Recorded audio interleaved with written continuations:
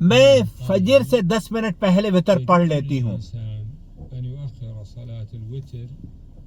قبل اذان الفجر ب10 دقائق ولا حرج عليه في ذلك. آپ اگر 10 منٹ پہلے فجر کی اذان سے وتر کی نماز پڑھتی ہیں تو کوئی حرج کی بات نہیں ہے. آپ نے آخری رات میں وتر کی نماز ادا کر کے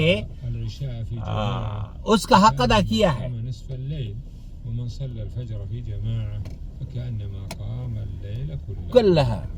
نعم بارك الله فيكم. مقيم في جدة وستأتي والدتي عندي للزيارة لمدة شهر أو أكثر، فمن أين تحرم إذا رغبت؟ میری ماں زیارت کے لیے آ رہی ہے. جدہ میں مقیم ہوں.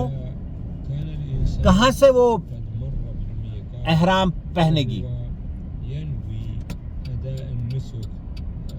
اگر اس نے احرام باندھا اور نیت کر کے وہ میقات سے گزر رہی ہے تو میقات سے احرام باندھ کر وہ عمرہ کرے گی. من مر بالمواقیت، وہ شخص جو کہ میقات کو عبور کرتا ہے اور وہ عمرے کی نیت ہوتی ہے. ومن أتى علیہن، جو ان کے اندر رہتا ہے.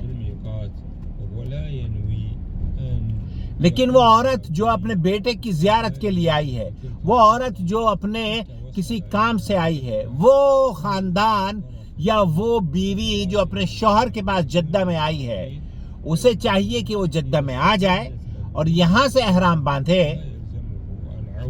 اس کے لیے یہ ضروری نہیں ہے کہ وہ اپنی میقات پر جا کر دوبارہ سے احرام باندھے.